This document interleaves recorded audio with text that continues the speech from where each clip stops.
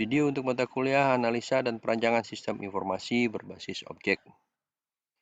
Pada proses ini, perlu saya jabarkan bahwa sebuah sistem informasi yang baik adalah sistem informasi yang sesuai dengan proses bisnisnya. Bagaimana kita mengetahui proses bisnis? Langkah yang termudah adalah kita mengetahui dokumen-dokumen yang terpakai dan dokumen-dokumen yang saling terrelasi di dalam proses bisnisnya. Jadi, sebuah proses bisnis adalah bagaimana kita mengetahui kondisi proses bisnis saat ini. Dan di dalam proses bisnis inilah proses awal di dalam melakukan develop. Di dalam manajemen proyek juga menyebutkan bahwa proses dokumentasi atau dokumentasi proses ini adalah langkah awal di dalam proses pengembangan. Setelah itu ada langkah-langkah yang selanjutnya, mulai performance measurement, self-assessment and performance.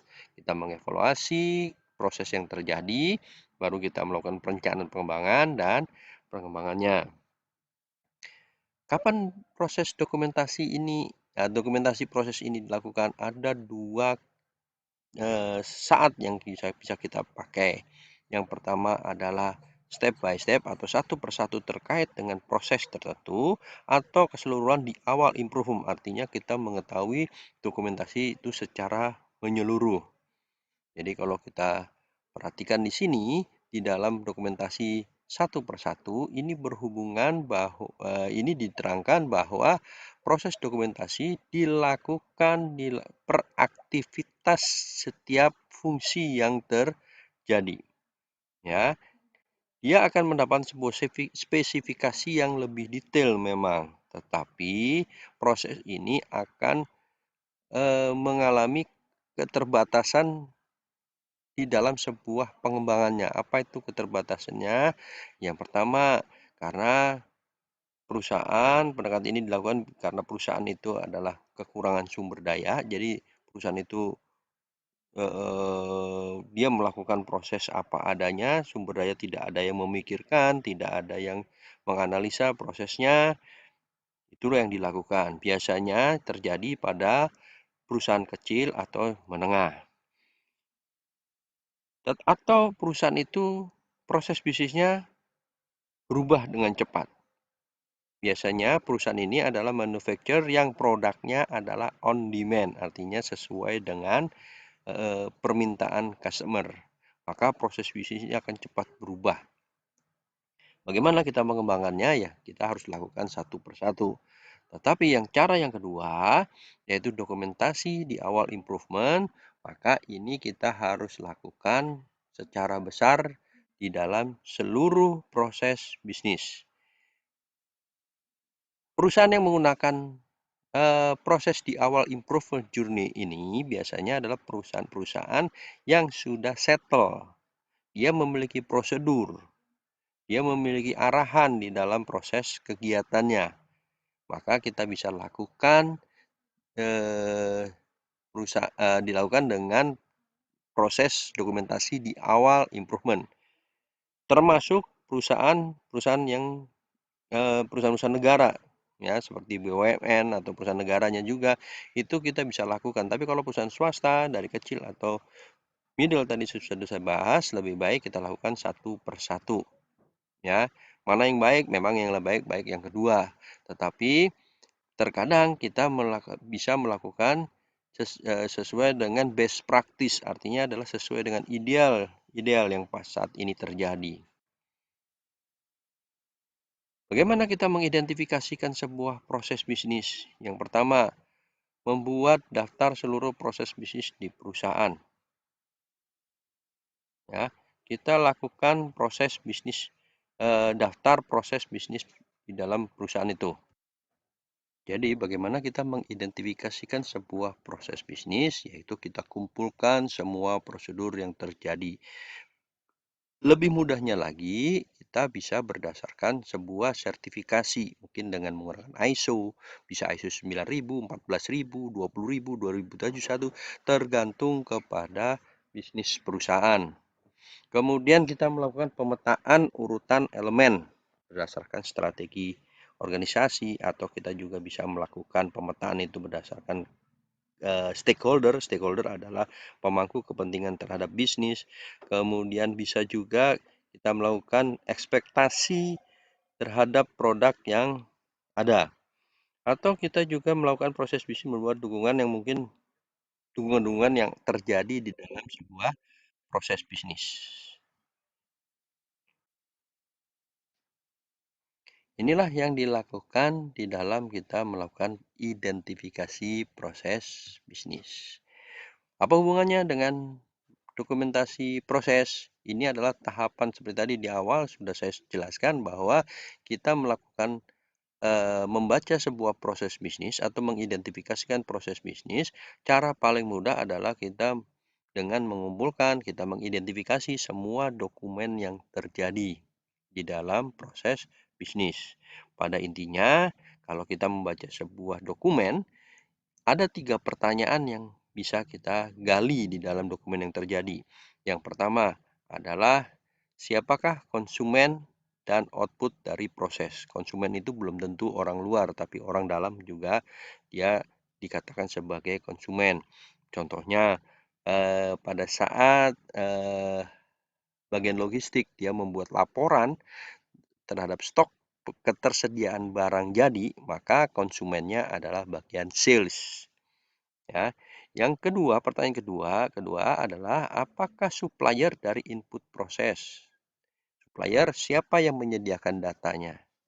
Seperti tadi saya balik dari kondisi konsumen, sekarang suppliernya. Contohnya, pada saat sales akan menjual barang, maka sales harus tahu ketersediaan barang. Maka yang mensuplai laporan ketersediaan barang adalah bagian logistik. Maka supplier salesnya adalah bagian logistik. Atau pertanyaan ketiga adalah bagaimana aktivitas aliran internal proses. Ini bisa kita lihat di SOP biasanya.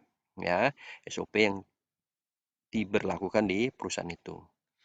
Atau kita paling enak adalah apabila perusahaan itu sudah memiliki SOP-nya ya. SOP yaitu kita bisa membacanya melalui flowchart yang ada di dalam proses. Ada beberapa teknik pembuatan dokumen proses. Ya. Yang pertama adalah kita melakukan namanya membuat sebuah relationship mapping, yaitu chart atau bagan yang menggambarkan seluruh hubungan antar bisnis. Flowchart, ada cara yang kedua adalah flowchart, menggambarkan grafis aliran aktivitas. Ada lagi yang menamakan cross function flowchart, nanti saya contohkan. Menggambarkan aktivitas hampir sama. Nah, yang terakhir adalah several level flowchart. Ini hampir sama dengan flowchart. Ya.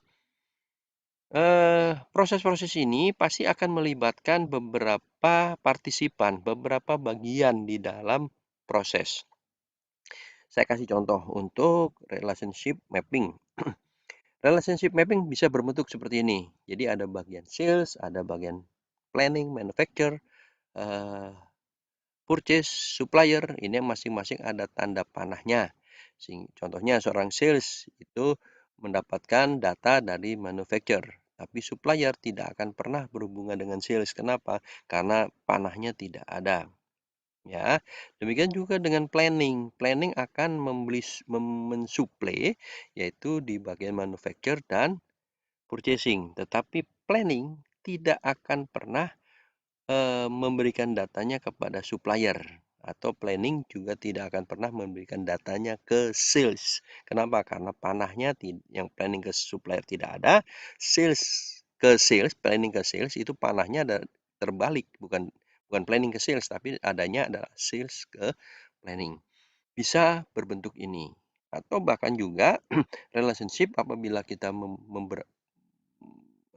relationship mapping, kita memiliki beberapa local dealer, ya, bisa kita bentuknya seperti ini. Intinya adalah setiap proses kita gambarkan relasinya, kita gambarkan alirannya secara departemen yang dibahas. Cara yang kedua yaitu menggambarkan sebuah teknik di proses dokumen, kita bisa menggambarkan sebuah flowchart. Ini Anda sudah tahu bagaimana aturan-aturan di dalam flowchart juga Anda sudah tahu.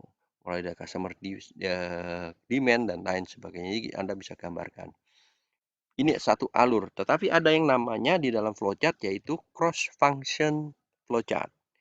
Ini ketahuan lebih jelas dibanding dengan flowchart, yaitu karena kita bisa menggambarkan job disk dari masing-masing departemen.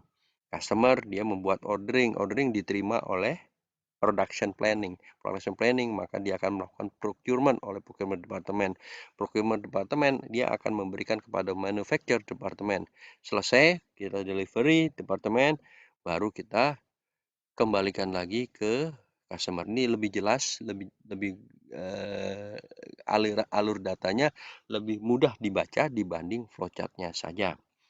Ada lagi yang biasanya di dalam sebuah proses bisnis, dia menggambarkan several level flowchart.